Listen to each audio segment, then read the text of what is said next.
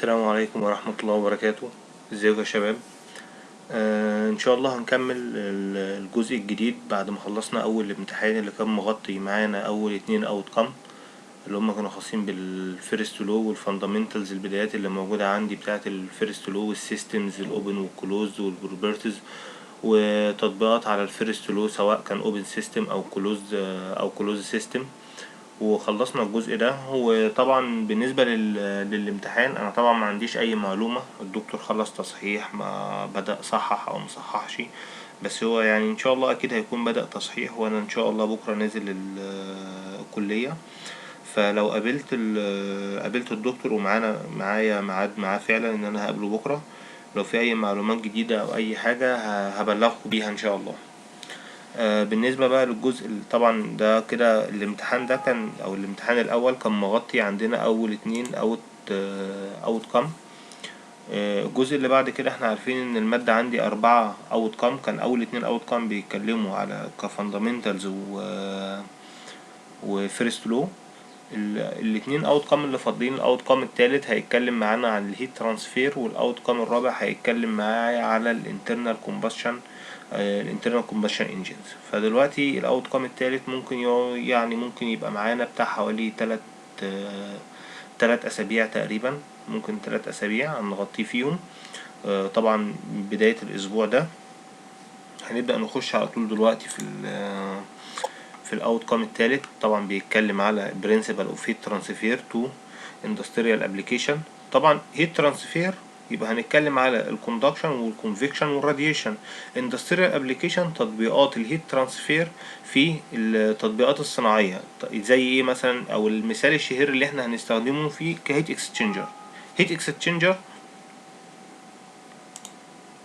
بكل انواعه، يعني هيت اكسشينجر بكل الانواع اللي موجوده عندنا، سواء باراليل كومباكت كاونتر فلو، كل الانواع اللي موجوده عندنا هنبدا ان احنا هناخد برضو نفس الموضوع فكره عنها. يبقى دلوقتي هنقسم الثلاث اسابيع اللي موجودين اللي هنغطي فيهم الاوت كام الثالث. عندي هيبقى فيه اول اسبوعين هنتكلم فيهم على الهيت ترانسفير بالنسبه للجزء الكوندكشن والكونفكشن والراديشن، ده هيبقى اسبوعين. واسبوع ثالث هنتكلم فيه على الهيت اكسشينجر، وبالاخص هندرس البارل والكاونتر فلو هيت اكسشينجر. تمام. طيب دلوقتي بالنسبه للاوت كام الثالث المفروض اللي هيبقى متغطي معانا فيه، هنتكلم على زي ما احنا قلنا الكوندكشن والكونفكشن والراديشن، وهنشرح الاوفرول هيت ترانسفير كوفيشنت ثرو كومبوزيت وول. خلاص، كومبوزيت وول يعني انا عندي مثلا حيطه، ثواني سوري انا اسف يا شباب على الرساله الرزله اللي كانت بتطلع ديت. المهم دلوقتي زي ما احنا قلنا هيبقى في عندي جزء اللي هو الكوندكشن وجزء الكونفكشن وجزء الراديشن هنتكلم عليهم، الاوفرول هيت ترانسفير كوفيشنت والكي اللي هو الكوندكتيفيتي بتاعت المواد اللي موجوده عندنا. وهنتكلم الجزء الثالث اللي احنا قلنا عليه، هنتكلم على انواع الهيت اكسشينجر والفرق ما بينهم، والمواسير عندي سواء لاجنج اللي هي سواء مواسير معزولة او غير معزولة، الهيت لوس او الحرارة اللي بتتفقد خلال المواسير ديت حساباتها هتبقى عاملة ازاي. ده بالنسبة للاوت كام التالت. الاوت كام الرابع زي ما احنا قلنا هنتكلم فيه على الانترنال كومبشن انجن، وهنتكلم على التو ستروك والفور ستروك والسبارك اجنيشن انجن والديزل اجنيشن انجن او الكومبريشر اجنيشن انجن. السبارك طبعا زي اللي موجود في العربيات وكلنا عارفين، يعني سبارك يعني كبوجيه، العربيات اللي بيكون متركب لها بوجيهات وبتشتغل بالبنزين. اما الكومبريشن اجنيشن انجن هي ديت زي اللي تبقى موجوده اكتر في التريلات وكده، اللي بتشتغل عندي بالسولار. تمام. يبقى انا عندي دلوقتي الاوت كام التالت، طبعا اول اوت كام بالكريتيريا اللي موجوده خلاص انتهينا منه، والاوت كام التاني سواء اللي عنده حاجه بعد كده الدكتور هيبدا ان هو يتابعها معاه في كفيدباك بعد ما يخلص تصحيح او طريقه التعامل. لسه لما اقابل الدكتور بكره زي ما انا قلت لكم ان شاء الله هبدا ابلغكم باللي هيتم في الجزء ده. الاوت كام التالت اللي احنا المفروض هنكمل عليه ال3 اسابيع الجايين، في عندي بيغطي عندي 2 بي وام ودي. اول بي determine heat transfer through composite wall، فهنحاول على قد ما نقدر بعد ما نخلص انتقال الحرارة بالثلاث طرق اللي اتكلمنا عليهم، اللي هو الكوندكشن التوصيل، او الكونفكشن اللي هو الحمل، او الراديشن اللي هو الاشعاع. بعد ما نخلص هنحاول ان احنا نركز كل مسائلنا على ازاي احل مسألة يكون فيها تطبيقات خاصة بالكومبوزيت بول بالكومبوزيت وولز. تمام. ومعظم التطبيقات ديت هنلاقيها معظمها بتبقى موجودة في البويلرز، في الغلايات اللي موجودة عندي في محطات الكهرباء او في شركات صناعة الأدوية أو فهي بيبقى عندي البويلر أو الغلاية اللي موجودة عندي ديت بيكون في عندي احتراق داخلها خلاص، وأنا بحاول على قد ما أقدر إن أنا أعزلها عشان مفقدش حرارة للسراوندنج أو المحيط الخارجي. فبعمل إيه؟ ببدأ إن أنا أعمل كذا طبقة، سواء مثلا طوب حراري، ممكن أحط طبقة سيراميك، ممكن أحط طبقة استانلس، ممكن أحط أنواع من الانسوليشن اللي هو العزل. المهم ان انا بحاول على قد ما اقدر ان انا اعمل عزل للبويلر من جوه عشان ما افقدش حراره لبره، لان الحراره المفقوده ديت هتكلفني، طبعا هتكلفني فيول اللي انا بستهلكه او بستخدمه عشان ابدا ان انا يحصل عمليه الاحتراق وازود درجه الحراره جوه. فانا يهمني ان انا على قدر الامكان ان انا اعزل. فطبعا بحسب الحراره اللي ممكن تتفقد خلال الكومبوزيت وول، اللي هي هيبقى عندي هنا مثلا لو فرن ممكن يبقى عندي اللي هو الفاير بريك اللي هو الطوب الحراري. ممكن بعد كده نلاقي الطبقه اللي بعد كده ممكن احط طبقه سيراميك او طبقه ستانلس، والطبقه الخارجيه اللي موجوده عندي اللي هي طبقه الاستانلس اللي موجوده او السيراميك، على حسب ما انا بكون بعزل. تمام. فده بالنسبة الخاص بالبي 7، وهنتعلم ازاي نحسب الجزء ده، ممكن ياخد معانا الاسبوع ده والاسبوع الجاي. الجزء التاني هنتكلم على اللي هو الهيت اكسشينجر، المبدلات الحرارية، وازاي ان انا اقدر احسب كمية الحرارة سواء اللي هتنتقل او اللي هتفقد من فلويد لو كان سخن، واللي هتكتسب من فلويد تاني لو كان بارد. وهنبدأ هنا في الجزء الخاص بالام بنتكلم فيه على الحرارة المفقودة بالنسبة للمواسير اللي ممكن يمشي فيها فلويد خلاص، سواء الماسورة ديت لاجد او ان لاجد، يعني انا عازلها او مش عازلها. اخر حاجة دي ان احنا هنتكلم على الفوارق الجوهرية اللي موجودة عندي ما بين البارل والكاونتر فلو. يعني هتبقى مقارنة ما بين الاتنين، ما بين البارل فلو والكاونتر فلو. وهنعرف يعني ايه بارل فلو يعني ايه كاونتر فلو لما نبدأ ان احنا نوصل لتالت اسبوع من دلوقتي واحنا بنشرح الهيت اكسشينجر. تمام. طيب هنبدأ هنا نتكلم عندي في بداية الاوت كام التالت. زي ما احنا قلنا هبدأ اتكلم فيه على الهيت ترانسفير. هنحاول نخلي المرة دي كده الجزء ده نظري شوية، وممكن ناخد فيه مسائل بسيطة. والمرة الجاية او السكشن الجاي هيبدأ ان احنا هنركز اكتر على المسائل اللي ممكن تجيلنا منها في الاساينمنت. تمام. طيب دلوقتي عندي ده بيتكلم في البداية ان احنا عندنا 3 طرق لانتقال الحرارة: الكوندكشن والكونفكشن والراديشن. كوندكشن يبقى انا عندي حرارة مثلا هتنتقل خلال السطح ده ممكن يكون عندي اللي هو سطح سوليد، يعني مثلا بتنتقل من وجه حيطة للوجه الاخر. خلال المسافة بتاعة الحيطة اللي موجودة عندي ديت الحرارة هتنتقل عن طريق ايه؟ عن طريق الكوندكشن. خلاص. الجزء اللي بعد كده كونفكشن. يبقى انا دلوقتي طب من الحيطة اتنقلت خلاص الحيطة، بره الحيطة الناحية التانية فيه هواء. الهواء ده طالما في حركة او فلويد موجود فبيبدأ ان هي الحرارة هتنتقل من سطح الحيطة الخارجي للهواء اللي موجود بره ده خلاص عن طريق الكونفكشن. والراديشن مش محتاج انا وسط عشان بحيث ان انا يتنقل عندي الحرارة، مش محتاج ده ديت عن طريق ايه؟ عن طريق الاشعاع. تمام. طيب يبقى دلوقتي الصورة ممكن توضح لنا الثلاث طرق لانتقال الحرارة. يبقى انا دلوقتي عندي مثلا هنا زي ما احنا شايفين في عندي هنا مصدر حرارة ببدأ ان انا اسخن عليه اللي هو الحلة اللي موجودة عندنا ديت. فطبعا الجسم ده سخن، فايه اللي هيحصل؟ هتبدأ الحرارة تتنقل من الجسم اللي موجود ده، هتتنقل لفين؟ للفلويد اللي موجود عندي ده سواء مية او ايا يكن ايه اللي موجود. فالحرارة هتنتقل هنا ايه؟ بالكونفكشن لجسم، وهيبدأ ان انا في عندي فلويد هيتنقله الحرارة بالكونفكشن. طيب الجسم ده سخن، هتبدأ الحرارة طبعا خلال نفس الجسم اهو هتبدأ الحرارة تتنقل فين؟ هتتنقل للايد ديت عن طريق ايه؟ الكوندكشن، التوصيل. طب انت لو جيت تمسكها هتحس بحرارة موجودة عندك لمجرد ما تقرب. الحرارة اللي هتتنقل او هتحس بيها بايدك عن طريق ايه؟ عن طريق الراديشن اللي هو الاشعاع. يبقى الثلاث طرق الانتقال الحرارة اللي موجودين عندنا، اللي هو الكوندكشن التوصيل، والكونفكشن اللي هو تيارات الحمل اللي موجودة عندي، اللي هي يبقى عندي فيه فلويد، لازم يكون فيه فلويد. واخر حاجة الراديشن، سواء في وسط لانتقالها زي مثلا هواء او مش موجود وسط، يعني هي مش محتاجة الوسط للانتقال زي اشعة الشمس اللي بتوصل للارض. تمام. دي صورة تانية بتوضح، هي تقريبا نفس الصورة اللي عدت. تمام.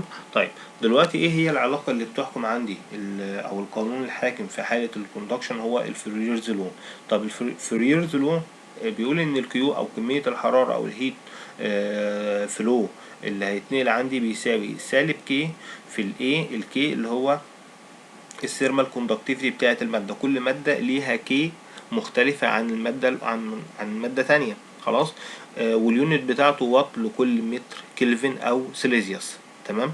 الايه هي اللي هو الاريا، او بيسموها كروس سكشن اريا، اللي هي المواجهه لايه، للسطح الساخن او البارد اللي هيتم عن طريقها المواجهه لدرجه الحراره اللي هتتم عن طريقها انتقال الحراره.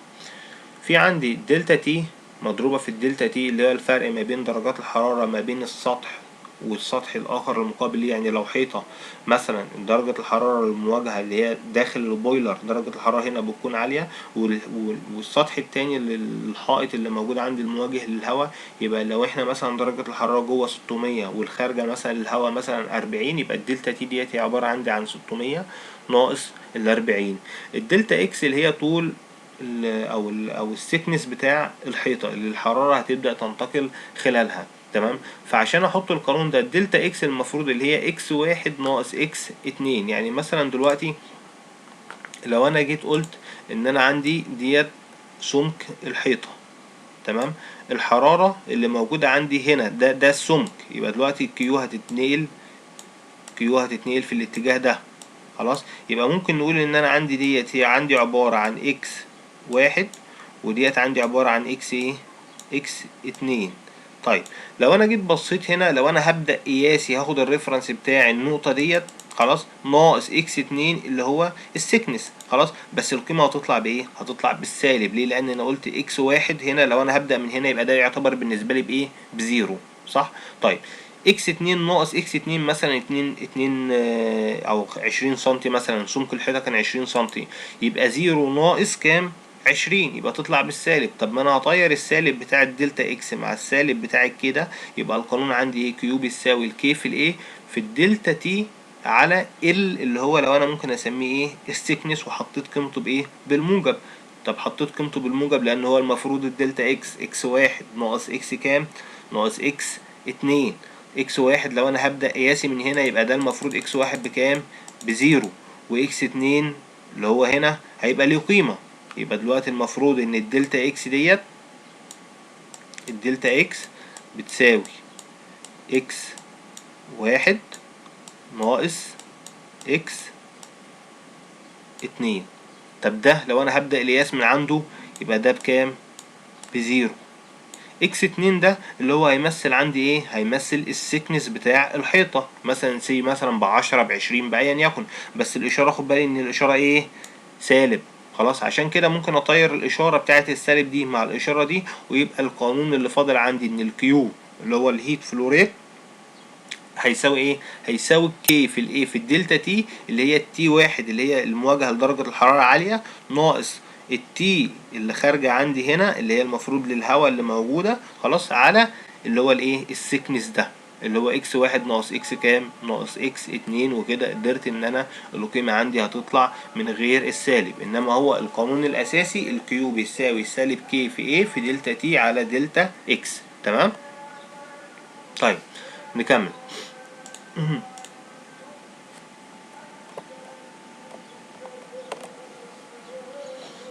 يبقى انا عندي هنا القانون عندي المفروض هيساوي الكيو بيساوي سالب كي في الايه تي اتش ناقص تي سي. يبقى دلوقتي لو انا عندي ديت اتش وديت تي سي، وده هو الايه، السكنس زي ما احنا قلنا، اللي هو ال ده اللي هو الايه، السكنس.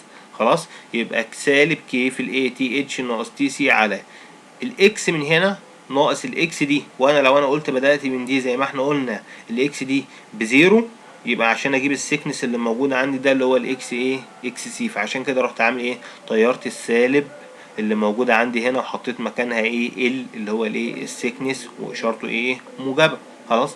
الدلتا تي اللي موجودة اللي هو التي اتش، خلاص، اللي هي تي اتش تي هاي، خلاص، ناقص او الهوت، ناقص التي سي اللي هي التي كولد.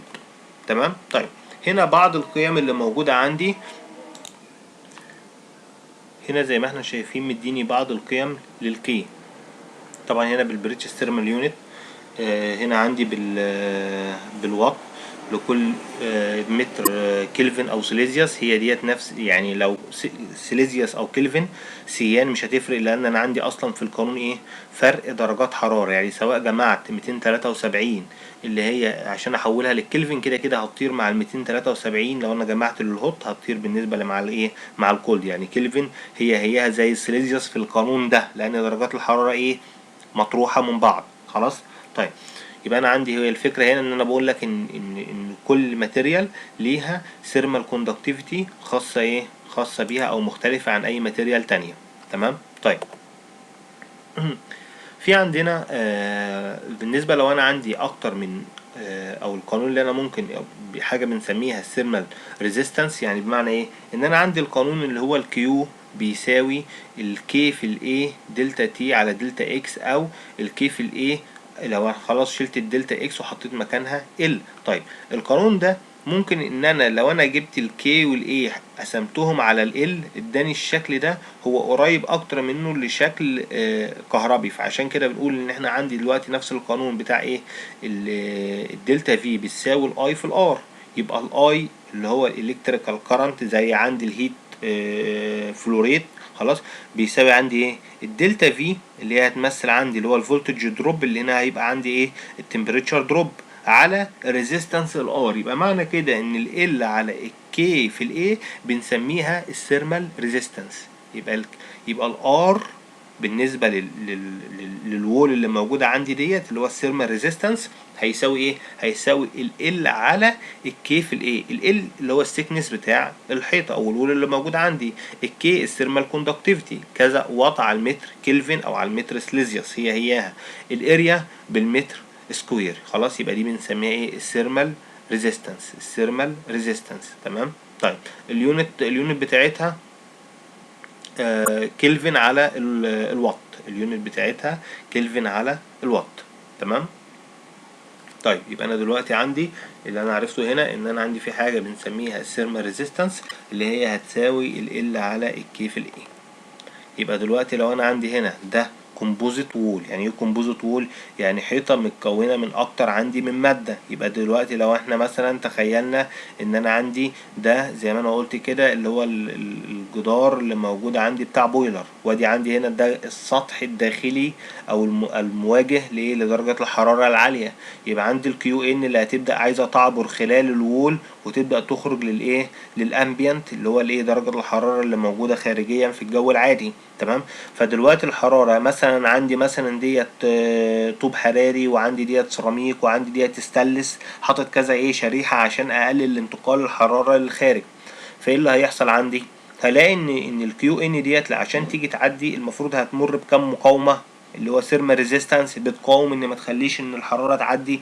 هنلاقي ان سيرما ريزيستنس اول حاجه ديت خلاص اللي هي بتاعه الطوب، وبعد كده بتاعه السيراميك، وبعد كده بتاعه ايه بتاعه الاستانلس. يبقى انا دلوقتي عندي هنا يعتبر كام درجه حراره؟ عندي درجه الحراره اللي هي تي اتش اللي هي المقابله عندي للهوت، وفي عندي درجه حراره هنا، وفي عندي درجه حراره فاصل خلاص ما بين ايه ما بين كل سلايد او كل سليب موجودة عندي. بيبقى في عندي درجة حرارة. اي نعم في بيبقى درجة الحرارة بتقل بتنزل او بتزيد سوري، لان ده درجة الحرارة العالية هتبدأ تقل، هتبقى واخدة الشكل ده كده خلاص. هتقل من هنا لهنا، من هنا لهنا هتقل، من هنا لهنا هتقل، بس ميل كل خط بيختلف عشان الثيرمال كوندكتيفيتي بتختلف. فهنلاقي ان درجة الحرارة هنا اهو هتبدأ تقل كده، وبعد كده هتقل، وبعد كده هتقل لغايه لما توصل لايه لدرجه الحراره الخارجيه اللي هي الايه اللي هي الكولد اللي موجوده عندي. تمام. طيب يبقى دلوقتي عندي هنا هلاقي طبعا الكيو اللي ماشيه الكيو ان هي الكيو اللي هتعدي في المنطقه ديت، هي نفسها الكيو اللي هتبقى هنا، هي نفسها الكيو اللي هتبقى هنا، هي الكيو اللي هتخرج فين اللي هتخرج بره للامبيانت. خلاص. ده في حاله الستيدي ستيت. يعني ايه الستيدي ستيت؟ يعني مفيش حاجه من الاتومز اللي موجوده هنا هتبدا، او الانترنال انرجي هي خلاص، يعني الانترنال انرجي بتاعتها مش هياخد حراره ويبدا يحتفظ بيها، لا ده هو مجرد ما هينقل الحراره اللي بعد كده، واتكلمنا عن الجزء ده قبل كده. تمام. طيب يبقى انا عندي هنا الكيو ان هي اللي هتساوي الكيو في السلايد او في السليب A، هي هتساوي الكيو عند B، هي هتساوي الكيو عند C، هي هتساوي الكيو اوت اللي هي تساوي N. فعشان كده ممكن اقول ان هي دي كلها الكيو دوت، يعني ده الكيو دوت عامة هي N، هي اوت، هي ايه خلال ايه خلال ايه خلال السليبس اللي موجودة عندي دي. تمام. طيب يبقى انا عندي دلوقتي هنا الكيو دوت هتساوي بالنسبه لايه بقى؟ احنا عرفنا ان الكيو بتساوي الكيو في الايه في الدلتا تي على ال. ده القانون اللي هو الفريورز اللي احنا لسه ثابتينه فوق، ان الكيو بتساوي الكي في الايه في الدلتا تي على ال. يبقى دلوقتي بالنسبه لاول شريحه موجوده عندي، يبقى عندي كي اي للماده ايه. خلاص. في الاريا طبعا الاريا كلها انا بفرض ان مفيش عندي اختلافات في الاريا، خلاص، اللي هو الكروس سيكشن، يعني الايه العرض ده والارتفاع ده. خلاص. ده كروس سيكشن اريا اللي هو المواجه للكيو ان، والحراره بتتنقل خلال السكنس. يبقى عند الكيو دوت هيساوي الكي في الاي تي اتش ناقص تي كام. هنا لو انا جيت سميتها تي 1 ما ينفعش اجيب تي 2 ولا تي اوت. ليه؟ لان الكي هنا مختلفه عن الباقي، فعشان كده يبقى تي اتش ناقص تي واحد على ال اي اللي هو سمك الشريحه ايه. خلاص. هيها هتساوي الكيو بالنسبه لبي اللي هي تبقى ايه الكي بي في الايه تي واحد اللي هي ديت ناقص تي كام ناقص تي اتنين اللي هي هتساوي الكي بتاعة السليب او الشريحة سي. خلاص. في تي اتنين اللي موجودة عندي ديت التي اللي هنا ايه اللي هي التي سي او التي كولد على ال اللي هي السمك بتاع ايه بتاع الشريحة سي. خلاص. يبقى انا عندي دلوقتي من القانون ده ممكن اقول ايه؟ ممكن اقول يعني دلوقتي تي اتش ناقص التي ايه هضرب طرفين في وسطين، طرفين في وسطين بالنسبة للجزء ده، يبقى التي اتش هتساوي الكيو دوت في مضروبة فين في ال على الكي ايه في الاي. الكي ايه اللي هو الثيرمال كوندكتيفيتي بتاعة المادة ايه. خلاص. يبقى دلوقتي طرفين في وسطين قدرت ان انا اجيب ايه التي اتش ناقص التي 1. طيب بعد كده هنا لو انا خدت ده اللي هو الحد التالت ده مع الحد الاول اللي هو الكيو طرفين في وسطين نفس الطريقة، يبقى تي واحد ناقص تي اتنين هتساوي الكيو مضروبة فين في ال بي على الكي بي في الاريا. نفس الموضوع لو خدت الحد الرابع ده عشان اجيب التي اتنين ناقص التي هول هضرب طرفين في وسطين مع الحد الاول، يبقى انا عندي تي اتنين ناقص تي سي هتساوي ال سي في الكيو دوت على الكي سي اللي هو الثيرمال كوندكتيفيتي بتاعت المادة رقم سي اللي هي رقم 3 اللي موجودة عندي ديت مضروبة فين في الاريا. تمام. يبقى انا عندي دلوقتي ادي الثلاث قوانين اللي احنا لسه قايلين عليهم عن طريق ان انا خدت كل حدين مع بعض، يعني الحد التاني ده مع الكيو دوت، والحد التالت ده مع الكيو دوت، الحد الرابع ده مع الكيو دوت. تمام. طيب ايه اللي هعمله بعد كده؟ لو انا جيت لاحظت هلاقي ان التي واحد هنا بالسالب وهنا بالموجب، تي اتنين هنا بالسالب وهنا بالموجب. طب لو جمعت التلات حدود دولت مع بعض اجمعهم ايه اللي هيحصل؟ هلاقي ان التي واحد بالسالب هتطير مع التي واحد بالموجب، والتي اتنين بالسالب هتطير مع التي اتنين بالموجب. يعني هيبقى ايه؟ هيبقى تي اتش ناقص التي كولد بتساوي ايه؟ كيو دوت كيو دوت كيو دوت. يبقى ممكن اخد عامل مشترك سمشن ال اي كي اي على الاريا زائد. خلاص. المفروض بقى حتى انا حطيت هنا سمشن، يبقى ممكن ما كنتش احط سمشن احط زائد بقى ال بي على كي بي في الاي زائد ال سي على كي سي في الاي. فعشان كده عمل ايه؟ قال ان انا ممكن احط بدل ما اكتبهم ممكن يبقى عندي اربع شرايح، 5 شرايح، شريحتين. يبقى انا عشان اثبتها اقول ايه الكيو دوت، لان هي كده كده الكيو دوت ثابته اللي هتمشي من بره لجوه خلال الشريحه الاولى خلال الشريحه الثانيه خلال الشريحه الرابعه هي ثابته. يبقى الكيو دوت وخدت سمشن ال اي على الكي اي في الاي. طب ايه هي اي ديت اللي هي عندي بتمثل عندي رقم الشريحه اللي موجود. يبقى دلوقتي لو انا هنا في ايه يبقى عندي هتساوي ايه ال اي كي اي في الاي زائد لو عندي هنا في البي يبقى زائد الكي ال بي على الكي بي في الاريا. خلاص. زائد الكي سي. يبقى الفكره ان انا حطيت سمشن ال اي يبقى على حسب العدد اللي موجود عندي بجمعهم. خلاص.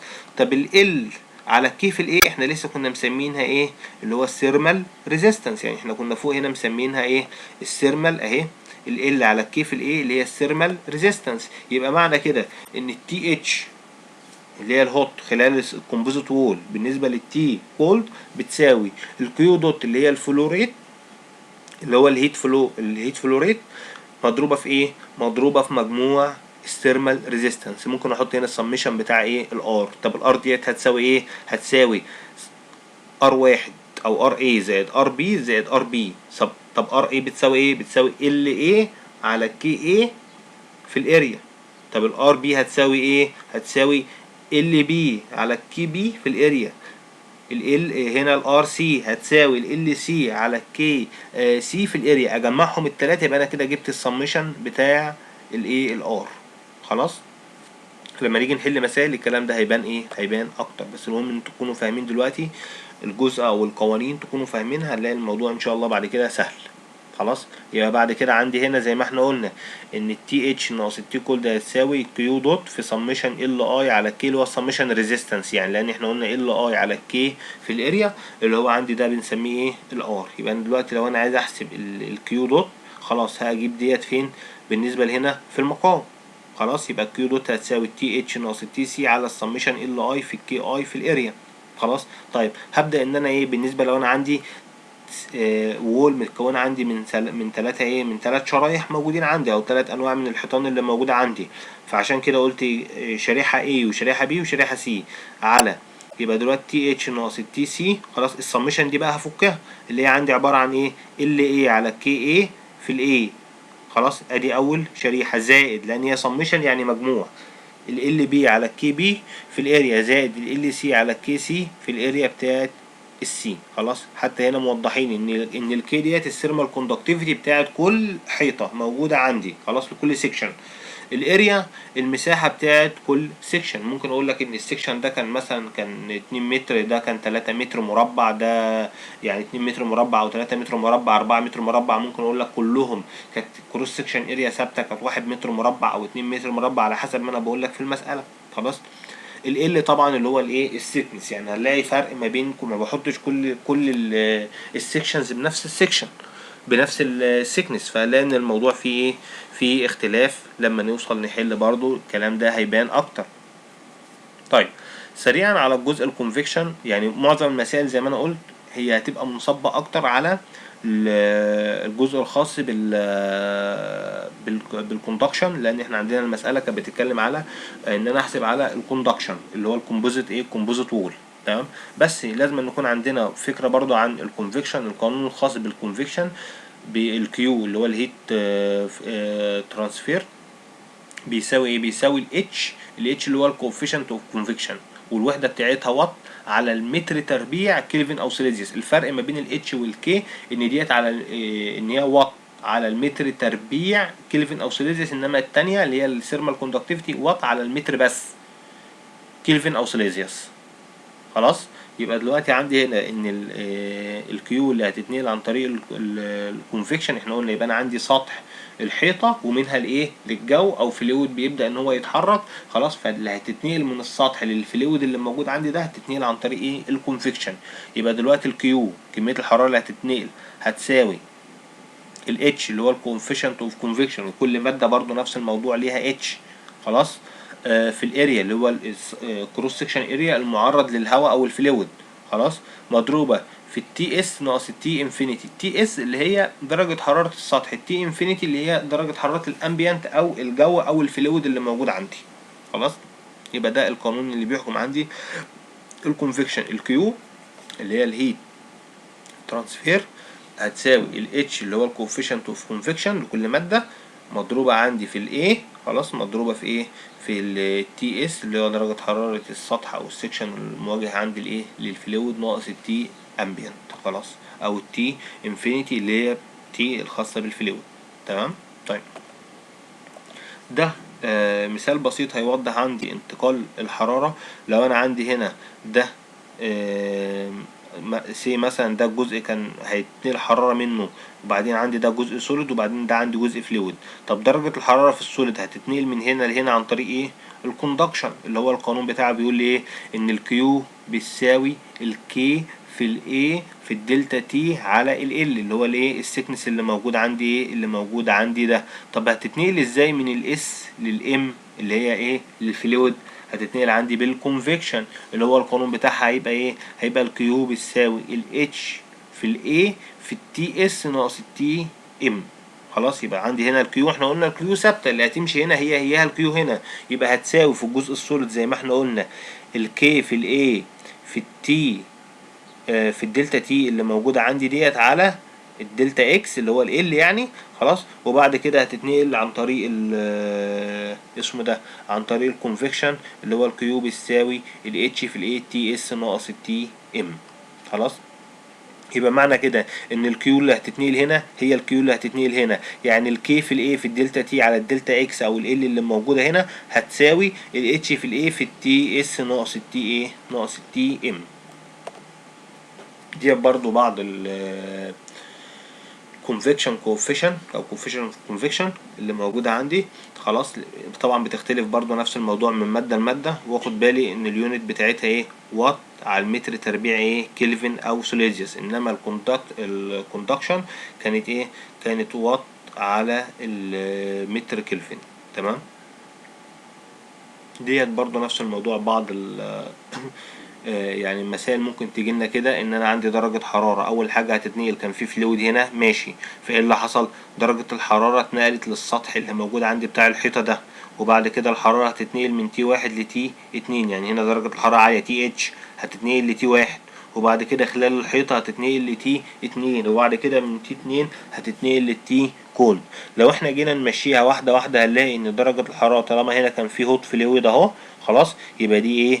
كونفكشن. يبقى درجة الحرارة هتتنقل للسطح الأول بتاع الحيطة ده بالإيه؟ بالكونفكشن، اللي هو القانون ال H في الإيه في الدلتا تي، وبعد كده هتتنقل من تي واحد لتي اتنين بالكوندكشن، اللي هو الكي في الإيه في الدلتا تي على الدلتا إكس. خلاص، بعد كده من تي اتنين للتي سي هتتنقل بالايه؟ بالكونفكشن، اللي هو الاتش في الايه؟ تي اتنين ناقص التي سي. يبقى دلوقتي عندي كيو، لو انا سميت دي كيو واحد ودي كيو اتنين ودي كيو تلاتة، اللي هي كده كده بتساوي ايه؟ كيو، لان درجة الحرارة او كمية الحرارة اللي هتتنقل من هنا لهنا هي نفسها اللي هتتنقل من هنا لهنا، هي اللي هتتنقل ايه؟ لبره. خلاص، يبقى كيو واحد احنا قلنا ده كونفكشن هيساوي اتش واحد في الاريا في التي اتش ناقص التي ايه؟ تي 1. خلاص، طب اتنين هتبقى كي في الايه تي واحد ناقص تي اتنين، تي واحد ناقص تي اتنين على الدلتا اكس اللي هو الايه؟ السكنس اللي موجود عندي ده. طب كيو تلاتة هيبقى عندي اتش اتنين في ايه واحد، سميت لي اتش اتنين لان ممكن يكون الفلويد ده غير الفلويد ده، فهنلاقي ان الاتش ايه؟ الاتش مختلفة. اتش اتنين مضروبة في الاريا مضروبة فين؟ في تي اتنين ناقص التي سي. وبما ان عندي ان انا عندي كيو دوت بتساوي هياها كيو واحد هياها كيو اتنين هياها كيو تلاتة، فانا ممكن اعمل ايه؟ زي ما انا عملت المرة اللي فاتت، اخلي التي اتش ناقص التي واحد في طرف، واقسم الباقي على اتش واحد على في ايه، واجيب التي واحد في طرف، واجيب التي اتنين في طرف، واجيب، وبعد كده اجمعهم. هلاقي ايه؟ هلاقي ان انا عندي لما اجي اجمعهم، بس طبعا بعد ما اخلي الاتحاد كلها في طرف لوحدها، خلاص، هلاقي بالنسبة هنا دي سالب تي واحد، وده تي واحد بالموجب، وديت سالب تي اتنين، ودي اتنين، وديت تي اتنين بالموجب. لما اجمعهم هيبقى عندي ايه؟ تي هوت ناقص التي كولد. خلاص، هتساوي ايه؟ هتساوي الكيو سميشن واحد على كذا كذا كذا كذا، او الحاجات اللي احنا ايه؟ لسه عاملينها المرة اللي فاتت. ففي الاخر القانون شكله هيبقى فيه عندي ايه؟ هيبقى عندي ان الكيو بتساوي تي هوت اللي هي دي ناقص التي كولد اللي هي ديت على اول حاجة الثيرمال ريزيستنس اللي موجودة عندي بالنسبة لايه؟ بالنسبة للهوت فلويد هتبقى واحد على اتش في الاريا، خلاص، زائد ال او الدلتا اكس زي ما احنا قلنا بالنسبة للكوندكشن على الكي في الاريا، زائد واحد على اتش في الاريا اللي هو اللي احنا قلنا عليها اللي هو الايه؟ بالكونفكشن. خلاص، يبقى ممكن اقول هنا ار اي اللي هو انر، اللي هو بالنسبة لناحية الجزء اللي هو السخن اللي موجود عندي، وبعد كده الار وول، وبعد كده زائد الار اوت. يبقى انا كده عملت ايه؟ عايزين عملت مقاومات توالي، ان درجة الحرارة هتتنقل عن طريق ايه؟ التوالي. اول حاجة هنا ثيرمال ريزيستنس للكونفكشن، وبعد كده ثيرمال ريزيستنس للكوندكشن، وبعد كده ثيرمال ريزيستنس للكونفكشن تاني. بس انا عارف ان كل ار هي عبارة عن ايه. بالنسبة لار للكونفكشن 1 على اتش في ايه، خلاص. بالنسبة للكوندكشن هي عبارة عن ال على الكي في الايه، خلاص. بالنسبة اللي هنا بالنسبة للكونفكشن هنا يبقى ايه؟ يبقى 1 على اتش 2 في ايه، خلاص. طيب قوة انا عندي بس قانون واحد للراديشن اللي هو الانتقال بالاشعاع. القانون ده بيساوي ايه؟ الكيو بتساوي اللي هو الايه؟ البولتزمان كونستانت في تي اس 4 اللي هي درجة حرارة الجسم المرفوعة طبعا بالكلفن، مرفوعة الأس كام؟ 4 ديت، لأن أنا عندي شطرح يبقى لازم أنا أحطها بإيه؟ بالكلفن. طيب هو ديت عندي بنسميها الكيو ماكسيمم. يعني إيه ماكسيمم؟ لأن القانون أساسه أصلا المفروض إن هو الكيو عندي الكيو القانون الأساسي الكيو بتساوي ايه؟ بتساوي حاجة اسمها الامسيفيتي، رمز ابسلون، بيبقى واخد الرمز ده كده، خلاص. امسيفيتي مضروبة عندي في السيجما اللي هو البولتزمان كونستانت، مضروب في التي اس كام؟ اس 4، خلاص. طيب ليه هنا احنا ما حطيناش الامسيفيتي؟ لان انا هنا فرضت ان هو بلاك بادي يعني جسم ايه؟ جسم اسود، فدي بيكون اعلى امسيفيتي. بيكون الامسيفيتي القيمه بتاعته بكام؟ بواحد. الامسيفيتي القيمه بتاعته بتكون موجوده عندي بكام؟ بواحد. عشان كده ان احنا ما اتذكرش، لان طبعا لما اضربه في واحد خلاص الموضوع بالنسبه لي يعتبر ايه؟ منتهي، خلاص. يبقى دي كده انا فرضت ان هو بلاك بادي. يعني لو معنى كده ان هو جه في مساله ما قاليش ان هو بلاك بادي واداني قيمه الامسيفيتي، يبقى لازم انا احط الايه؟ الابسلون ديت، واحط قيمتها ب9 من 10 ب85 من 100 ب8 من 10 ايا يكن. لازم ان انا ايه؟ احط القيمه بتاعتها، خلاص. والسيجما اللي موجوده عندي اللي هي ديت ايه؟ بولتزمان ستيفن بولتزمان كونستانت. طب ديت بتساوي ايه؟ بتساوي القيمة بتاعة ستيفن مان بولتزمان كونستانت بتساوي 5.67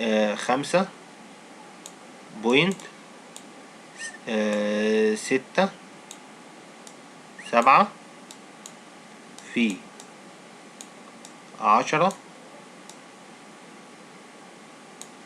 أس سالب 8، خلاص.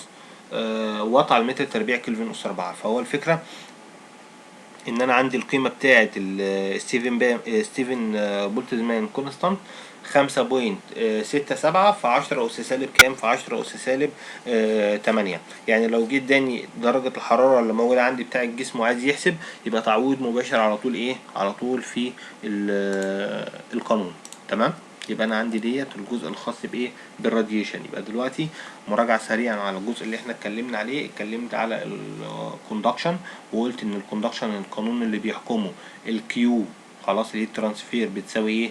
بتساوي الكي اللي هو الكوندكتيفيتي، خلاص، ثيرمال كوندكتيفيتي مضروبه في الاريا الكروس سكشن اريا مضروبه في الدلتا تي مقسومه على اللي هو السيكنس، خلاص. وبالنسبه للكونفكشن الكيو بتساوي الاتش اللي هو الكونفكشن كوفيشنت مضروب في الاريا في ايه؟ في الدلتا تي، يعني مش مقسومه على حاجه. وعرفنا الثيرمال ريزستيفيتي بتساوي ايه. وهنتكلم دلوقتي على بعض المسائل اللي احنا يعني هنبدأ الموضوع بشكل سيمبل خالص، خلاص. وبعد كده شوية شوية هنبدأ نخش في مسائل. لما نحل المسائل المواضيع هتبدأ ان هي ايه؟ تبان اكتر، والموضوع ان شاء الله هيبقى ايه؟ اسهل، تمام. طيب في عندي هنا المسألة ديت كان بيبقى ان احنا عندنا مديني سيكشن من الوود، من الخشب، واللي هو مديهولي كان مديني الهيت فلكس. كلمة هيت فلكس احنا قلنا التانية كان اسمها ايه؟ الهيت فلوريت، خلاص. هيت فلوريت وات، خلاص. لو انا جيت قلت فلكس، كلمة فلكس يبقى معناها مقسومة على المتر تربيع. يبقى معنى كده ان هو حاسب الهيت اللي هتتنقل خلال متر واحد مربع. يبقى مش لازم يديني الاريا. لو قال لي هيت فلكس يبقى انا اعرف ان الاريا بكام؟ بواحد. يبقى دلوقتي لو انا هشتغل على الكوندكشن يبقى القانون الكيو اللي هي الهيت فلكس بتساوي الكي. طبعا مش هحط الاي لان الاي بقى بكام؟ بواحد. الاريا بواحد. طالما قال لي هيت فلكس يبقى الاريا بكام؟ بواحد. يبقى الكيو بتساوي الايه في الدلتا تي على كام؟ على ال او على الاكس اللي هو الايه السكنس. خلاص. هو هنا كان مديني ايه؟ مديني الهيت فلكس ومديني السيرفيس تمبريتشر، يعني مديني درجات الحراره بتاعه ايه السطح بتاع الخشب اللي موجود عندي ده، وطالب مني ان هو يحسب ايه الثيرمال كوندكتيفيتي، طالب مني ان انا احسب ايه الثيرمال كوندكتيفيتي. ادي الرسمه اللي موجوده، ادي عندي ده سيكنس بتاع لوح مثلا خشب، ودرجة الحرارة هنا كانت كام؟ 40، ومديني درجة الحرارة الخارجية هنا عندي كام؟ 20، ومديني الهيت فلكس 40 واط على المتر تربيع. يبقى معنى كده مديني الاريا بتعتبر بكام؟ بواحد. خلاص. يبقى انا دلوقتي لما اعوض الكيو، يبقى الكيو هتساوي، يبقى انا دلوقتي لو هشتغل على القانون ده خلاص هيبقى عندي ايه؟ هيبقى عندي هنا ان الكيو، خلاص، واعمل شرطتين كده معناها الهيت فلكس يعني بتساوي الكي في الدلتا تي اللي هو فرق درجات الحرارة على الكام اللي هو الايه ال. خلاص. هتقول فين الاريا؟ اقول ان انا يعتبر دي كيو على الاريا، كيو كابيتال على الاريا. خلاص. طيب يبدأ ان انا عندي بعد كده تعويض مباشر في القانون. المفروض زي ما احنا قلنا القانون اهوت، وانا عايز احسب الكي يبقى هضرب طرفين في وسطين، يبقى الكي هتساوي ال في الهيت فلكس على الدلتا تي. الدلتا تي اللي هي كام؟ 40 ناقص 20. يبقى دلوقتي هنا الكي هتساوي الكيو في ال على الدلتا تي. الكيو بكام؟ ب40 واط على المتر تربيع، مضروبة في ال اللي هو ال5/100 متر، على الدلتا تي 40 ناقص 20، طلع عندي الكي بكام؟ ب1/10 واط على المتر كلفن. خلاص. يبقى انا عندي دلوقتي دي طلعت ايه؟ طلعت. طب دلوقتي هتقولي ما هي هنا درجة الحرارة بالسيليزيوس، اقول لك هنا كيلفن سيليزيوس مش فارقة، يعني حتى لو حولتها الموضوع مش فارق خالص نهائي، لان ده درجات الحرارة مطروحة، يبقى حولت ما حولتش الموضوع مش فارق. خلاص. يبقى دي كده كانت عندي اول مسألة موجودة عندنا، ان احنا ممكن يعني مثال بسيط وتعويض مباشر فين؟ في القانون. تمام.